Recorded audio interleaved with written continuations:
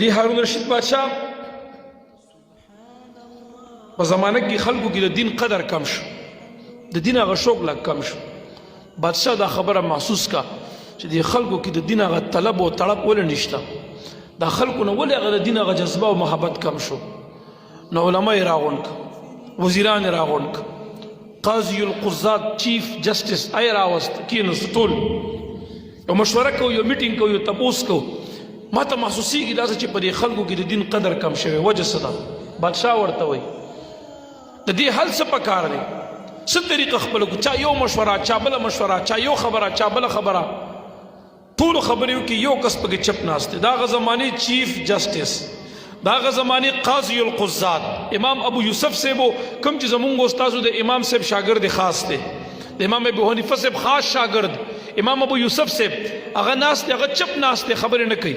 بادشاہ ورته تاسو هم څه ووایئ که نه، دې خلکو ته د دین هغه جذبه بیا څنګه ور واچو په زړه کې، خلکو سره د دین قدر څنګه پیدا کړو، خلکو په زړه کې د دین محبت څنګه واچو. امام ابو یوسف صاحب ورته ویل که ما څه خبر وکړم ته پرې خفه شې، نو بس ښه دا ده چې زاړو څه ونه ویم. بادشاه ورته ویل نه خفه کېږه مه وایه. امام ابو یوسف صاحب ورته وایي د خلکو په زړه کې چې د دین قدر پیدا کول غواړي، ستا دوه زامن زما شاګردان دي، زه ستا د بچو استاز یم. یو ټیک خبره ده. وایي سبا به داسې وکړي په دې غټ بازار کې یو اواز او ډنډوره به وکړي، دا خلک به راغونډ کړي، او زه به روزم په آس باندې ستا چې کوم خاص اس دی، پخوا نن سبا خو دا بادشاهان دي چې ګرځي پراډوګانې دي، غټ غټ لینکوزري دغه غټ ګاډي دي، په دې کې دي ګرځېږي، او هغه هم داسې وي چې مطلب بم او دماکه او یا څه فایر اپ هغې اثر نه کوي، پروف دي څه بلاګان ګاډي دي، موږ خو نمونه هم نه راځي، الله دې رحم وکړي. نن سبا دا دی هغه وخت د هغې اعلی قیمتي نسل والا اسونه په هغې باندې بیا سورلي کوله. بادشاه ته وایي دا تا چې کوم اعلی قیمتي نسل والا اس دی دا به راولې، سبا به پې زه کښېنم، ته به سره د دې اس واګې ونیسې، زه به په اس سورم، دا مولانا صاحب ورته وایي، او په دې بازار کې به داسې چکر راله راکړي، ته به اس ګرځې، پړې به تا لاس کې وي، په اس باندې به زه ناست یم. ته بیا ګوره چې دا هر چا پړه کې د دین قدر راځي که نه راځي. ته به خلکو ته وایي دا زما د بچو استاز دی، او د استاز دومره لوی مقام دی، نو ته بیا ګوره چې د دې خلکو سره څومره د دین قدر پیدا کړي. ټیک شو.